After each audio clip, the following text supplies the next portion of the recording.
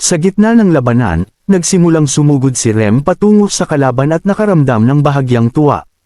Sa paligid niya, sumugod ang mga sundalo para salakayin ang mga higanti, at siya ay nakatayo sa gitna. Sa isip niya, ang nararamdaman niyang ito ay katulad noong una siyang tumuntong sa larangan ng digmaan. Inilabas ni Rem ang kanyang palakol at naghanda para sa laban. Naiisip niya na hindi siya ang tipo na may tunay na puso ng halimaw. Kahit na ganoon, hindi siya pumikit kailanman tuwing may palakol na lumilipad patungo sa kanya. Hanggang ngayon, hindi siya nagkulang sa pagsisikap na matutunan at sanayin ang teknik na ito. Baka iniisip ng mga tao na hindi ito mahalaga, pero mas kapaki-pakinabang ito kaysa sa inaakala. Inactivate ni Rem ang teknik, at nagsimulang bumilis ang pagbomba ng dugo ng kanyang puso, na nagpadala ng mas maraming dugo sa buong katawan niya. Naglabas siya ng aura na madaling magbigay ng kilabot sa kalaban. Ang mga sundalong nakaharap sa higanti ay nagsimulang matakot. Nagtatanong sila kung walang utos na umatras. Ang ilang sundalo ay nagmamakaawang iligtas sila. Itinaas ng higanti ang kanyang sandata sa hangin, at ang mga sundalo ay natatakot. Kasabay nito, sumugod si Rem na daladala ang kanyang palakol. Tumatakbo siya patungo sa higanti na nasa likod niya ang kanyang palakol. Habang paparating na ang hampas ng higanti, dumaan si Rem sa mga sundalo sa isang iglap. Sinalag niya ang atake gamit ang dalawang palakol niya. Pero, ang atake ng higanti ay hindi biro, at bahagyang natulak pabalik si Rem. Gayunpaman, nagawa niyang balansehin ang sarili at epektibong salagin ang atake. Bumilis ang pagbomba ng kanyang puso, at naisip niya na pinapayagan siya ng teknik na ito na palawakin ang mga daluyan ng dugo, at ang kanyang mga kalamnan ay gumagalaw. Biglang nagkaroon si Rem ng hindi kapani-paniwalang lakas sa kanyang mga kalamnan, at naisip niya na nagsisimula ang ritual na ito sa kanyang puso at nagbibigay lakas sa buong katawan niya. Dahan-daang tinulak ni Rem pabalik ang atake ng higanti, at sinabi niyang ipapakita niya sa kanilang lahat ang kanyang kakayahan. Puno siya ng saya sa labanan at sinabi, ito ang puso ng malupit na lakas. Hindi lang nagawa ni Rem na daijin ang higanti, kundi na itulak pa niya ito pabalik. Gayunpaman, nasira ang isa niyang palakol sa proseso, at lumipad ito sa hangin. Pagkatapos, naghanda silang dalawa para sa susunod na atake. Ang resulta ng naunang atake ay napakatindi na nagpadala ito ng malakas na hangin sa mga sundalo, at kinailangan nilang gamitin ang kanilang mga kalasag para protektahan ang kanilang sarili. Nang tumungala ang isang sundalo, namangha siya sa tanawin. Sumugod si Rem na may pamatay na mga mata, at naghanda rin ang higanti na salakayin siya. Sumugod ang higanti para sa paghampas at sinabi niyang kailangang umalis ng mga insekto. Nilapitan ni Rem ang higanti at sa isang iglap ay nagsimulang umakyat sa higanti. Hinawakan ni Rem ang bigot ng higanti at sumalakay. Isinaksak niya ang kanyang palakol sa ulo ng higanti, na nagpasigaw dito sa sakit. Inihagis ng higanti ang atake kay Rem, at nakaiwas siya sa tamang oras. Iniwan niya ang palakol sa ulo ng higanti. Bumalik si Rem sa ibaba. Sinabi niyang mahina ang lahat ng kanilang sandata. Bigla, may isang sundalo na naghagis ng sibat patungo kay Rem. Nahuli ni Rem ang sibat nang hindi tumitingin sa likod. Inabot ng isang sundalo ang kanyang sandata kay Rem at sinabi niyang kailangan niyang manalo dito. Napangiti si Rem at sinabi niyang kaya nilang maging alisto sa sitwasyon. Naging excited siya muli at sumugod para salakayin ang higanti. Nagsimula silang maghagis ng mga sibat at sinabi nilang kailangang patuloy na magbigay ng sandata kay Rem. Muli, umakyat si Rem sa higanti at nagsimulang salakayin ito. Ang iba pang mga sundalo ay nagbigay rin ng tuloy-tuloy na suporta sa kanya. Tiningnan ni Enshred si Rem at namangha. Naisip niya na nakikipaglaban si Rem ng halos pantay sa lakas ng higanti, baka mas malakas pa. Alam niyang walang normal na tao ang makakagawa ng ganoong lakas. Nagningning ang mga mata ni Enshred sa tuwa, at lumabas ang malapad na ngiti sa kanyang mukha. Nagtataka siya kung ito ba ang matututunan niya. Kasunod nito, lumapit si Ragna kay Enshred at sinabi niyang dapat na nilang tapusin ang pagmamasid. Naglalaro na lang si Rem ngayon, sabi niya. Sumagot din si Chris at sinabing inaalagaan ng company commander ang kaliwang bahagi, at si Rem ang nakikipaglaban sa higanti. Kung aalagaan nila ang kanang bahagi, mababago nila ng buo ang mga numero ng Aspen. Sumang-ayon si Enshred sa ideya at sinabi niyang dapat na silang pumunta doon ngayon. Naglakad siya patungo sa kanang bahagi at sinabi niyang wala na siyang makita pang mga baliw dito. Ibig sabihin, ang natitirang Pleton ay siguradong umalis na para lumaban. Tinanong niya si Ragnar kung sasama siya. Sumagot si Ragnar na sasama siya sa kanya dahil nakakainip manood.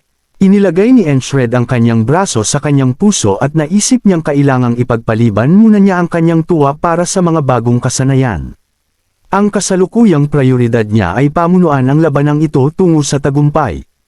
Ang eksena ay lumipat sa kanang bahagi kung saan nananalo ang hukbo ng Aspen. Ang tenyente ay nagtamo ng malubhang pinsala at nagsimulang huminga ng malalim. Tinulungan siya ng kanyang kasamahan na bumangon. Dahan-daang bumangon si Vengeance na puno ng pasa. Sinabihan niya ang kanyang mga kasamahan na bumalik habang hinaharangan niya ang kalaban. Tumawa ang kalaban at sinabi, nakakaantig naman. Sumugod ang kalaban at tinanong, gaano katatagal sa tingin mo rito? Habang malapit nang mamatay si Vengeance, namagitan si Enshred. Sinalag niya ang espada ng kalaban at tuluyang inilayo ito.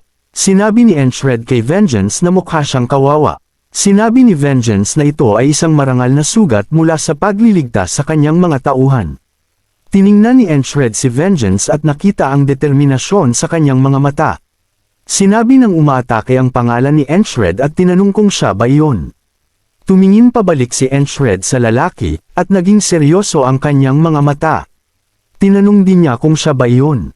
Sumagot ang lalaki na matagal na mula noong huli silang nagkita. Ang traidor na nakita ni Enshred sa kanyang panaginip ay nagtanong kung nakalimutan niya ang pangalan ng kanyang matandang kaibigan. Nananatiling seryoso si Enshred habang casual na nililinis ni Ragnar ang kanyang mga tenga, nagtatanong kung ang lalaki ba ay kaibigan ng kapitan. Naisip ni Enshred na kailangan niyang yumukod sa basura na iyon dati, gusto man niya o hindi. Kung noong nakaraan, wala siyang magawa sa kanya. Gayunpaman, hindi na iyon ang sitwasyon ngayon. Ang lalaking ito ay nagdaya at pumatay ng kanyang mga kasamahan. Ang mga taong nararapat tawagin na kaibigan ay ang mga taong nagtataya ng kanilang buhay para protektahan siya. Naalala niya ang mga alaala noong nag-alay ang lahat ng kanyang mga kasamahan ng kanilang sarili para protektahan siya. Kahit ngayon, may mga taong inuuna ang buhay ng iba kaysa sa kanila. Ang mga taong ito ay tunay na kaibigan. Sinabi ni Enshred sa traidor na naaalala niya ang pangalan nito. Tiningnan niya ito ng may seryosong ekspresyon, at tinanong, ang pangalan mo ba ay anak ng puta? Tanong ng traidor, anong sinabi mo? Nagtama si Enshred sa sarili, at sinabi na isang pagkakamali na tawagin siya niyan. Inilabas ni Enshred ang kanyang espada at sinabi na ang tunay niyang pangalan ay Subhuman Fuck. Ninas ang traidor at sumugod dala ang kanyang espada. Tinanong niya kung paano nagiging mayabang ang isang mahinang maliit na uod. Madaling sinalag ni Enshred ang paparating na atake at sinabi na nakalimutan niyang bigyan siya ng isang bagay noong naghiwalay sila. Madaling inalis ni Enshred ang sandata ng traidor. Nalito ang traidor kung ano ang nangyari. Ang mukha ni Enshred ay puno ng paghihiganti at sinabi, ito ang paghihiganti para sa aking mga kaibigan. Ang lalaking traidor ay nagtatanong tungkol sa paghihiganti ni Enshred. May kasamaang ngiti, sinabi niya na nagtataka siya kung paano nabuhay ang isang basura tulad ni Enshred.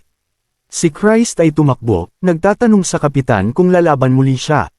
Sinabi ng isa sa mga sundalong kaaway, mamamatay ang taong iyon. Tinutukoy si Enshred, tinatawag ang lalaking nakahod bilang komandante. Sinabi ng sundalong traidor na siya ay isang tao na hindi nila kayang talunin kahit na magtulungan pa silang lahat. Hindi siya kayang harapin ng isang simpleng sundalo lamang. Habang nakatingin sa mga sundalong kaaway, naisip ni Ragnar, ang mga sandatang iyon at ang kanilang tindig, punong-puno ng hangarin na pumatay. Ang mga kakayahan ni Enshred ay nabuo sa pamamagitan ng tunay na labanan, ngunit ang mga sundalong kaaway ay nagsanay lamang sa paggamit ng espada para sa kasiyahan ng pagpatay. Sinabi ng lalaking traidor kay Enshred, habang nabuhay siya na kumakapit sa paghihiganti, patuloy siyang sumulong. Sinabi niya na kung mananalo siya sa laban na ito, ipinangako sa kanya ang pagiging maharlika sa Aspen. Aakyat siya sa isang lugar na napakataas na hindi man lang kayang hawakan ni Enshred ang kahit isang hibla ng buhok niya. Si Enshred ay nanatiling tahimik sandali at pagkatapos ay nagsabi, ganoon ba? Nakikita ang walang pakialam na saloobin ni Enshred, nagngit-ngit sa galit ang traidor. Sa galit, sumugod siya patungo kay Enshred, sinasabi, ang mga mata mong iyan na nakakainis. Simula pa lang ay kinamumuhian ko na. Madaling naiwasan ni Enshred ang atake ng traidor. Nagtataka siya, isang matalim, kurbadang espada tulad ng isang pangukit. Teknik ba ito ng istilong silanganin? Naghanda si Enshred sa kanyang posisyon gamit ang kanyang espada para umatake. Bumalik ang kanyang isip sa nakaraan, nang binagsak ng traidor si Enshred at sinabi kahit na nabuhay siya, wala siyang magiging anumang tagumpay. Patuloy na sumusugod ang traidor kay Enshred. Naisip ni Enshred ang nakaraan, nang pinatay ng traidor ang kanyang mga kasamahan, tinawag niya silang marurumi at mahihinang insekto. Tinatawag si Enshred na Enki, sumigaw ang traidor, sinasabing sa pagkakataong ito ay papatayin niya si Enshred. Nakita natin na ang espada ng traidor ay nagiging maraming espada. Nakita iyon, naisip ni Christ na hindi kayang basahin ni Enshred ang landas ng espada na iyon. Sinubukan niyang bigyan ng babala si Enshred, ngunit nanatili si Enshred sa kanyang posisyon at nag-focus. Naisip ni Enshred na natuto na siyang harapin ang mga teknik ng espada na may enerhiya mula kay Ragna. Kailangan lang niyang manatiling matatag at gamitin ang kanyang espada. Sumugod si Enshred pasulong gamit ang kanyang espada. Sinabi ni Ragna na gaano man kalakas ang lalaking nakahod sa isang espadang nakamamatay, hindi niya kailanman matatalo si Enshred. Nakatutok siya sa tamang landas, malinaw ang kanyang mga limitasyon, at alam iyon ng kapitan. Sinaksak ni Enshred ang kanyang espada sa tiyan ng traidor. Nakikita natin na umubo ng dugo ang lalaking nakahod. Sinabi ni Enshred na itatama niya ang maling akala ng traidor, na hindi siya karapat-dapat maging layunin ng buhay ng sinuman. Lalong bumaon ang hiwa ni Enshred sa traidor nang alisin ni Enshred ang kanyang espada, nagsimulang damyugo ito. Naisip ni Enshred na hindi na siya ang tao na nanunood lang sa pagkamatay ng kanyang mga kasamahan. Habang nakatingin sa namamatay na lalaking traidor, sinabi ni Enshred na hindi na siya ang bangungot ni Enshred. Habang nakakaramdam ng kaluwagan, tumingin si Enshred sa langit at inalala ang kanyang mga kasamahan. Naisip niya na hindi siya makarinig ng sagot mula sa mga patay, ngunit sana ay nabayaran nito ang puso ng kaibigan na nag-alaga sa kanya. Habang kinaladkad ang kanyang espada sa putik, hinugot ni Ragna ang kanyang espada. Kung ganoon, mag-stretch din ako ng kaunti. Tinawag ng isa sa mga sundalong kaaway si Ragna na maliit na isda at nagtanong ng nanunuya kung lalaban siya sa kanila. Sumugod si Ragna pasulong gamit ang kanyang espada at agad na hinati ang sundalo sa dalawa. Nakikita ito, natakot ang ibang mga sundalo. Sa isang walang pakialam na paraan, nagtanong si Ragna, ano ang sinabi niya? Nakita natin ang isang litong si Christ na nag-iisip, ang magtanong matapos putulin ang ulo ay wala ng sisigot. Sa galit, sumugod ang mga sundalong kaaway kay Ragna. Nang walang kahirap-hirap, pinutol ni Ragna ang ulo ng unang sundalo at sinaksak ang ulo ng isa pang sundalo, at pagkatapos ay sinaksak ang leeg ng isa pang sundalo. Nakikita si Ragna, naisip ni Enshred, sa ilang hakbang lang, agad siyang napunta sa isang mas mataas na posisyon at tinatapos ito sa isang malinis at epektibong atake. Iniisip ni Enshred kung gaano talaga kalakas ang mga miyembro ng kanyang squad. Sabay-sabay na sumugod ang lahat ng mga sundalo. Sinabi ni Ragna kay Enshred na manood ng mabuti, dahil ito ang landas na dapat niyang lakarin. Nag-focus si Enshred kay Ragna.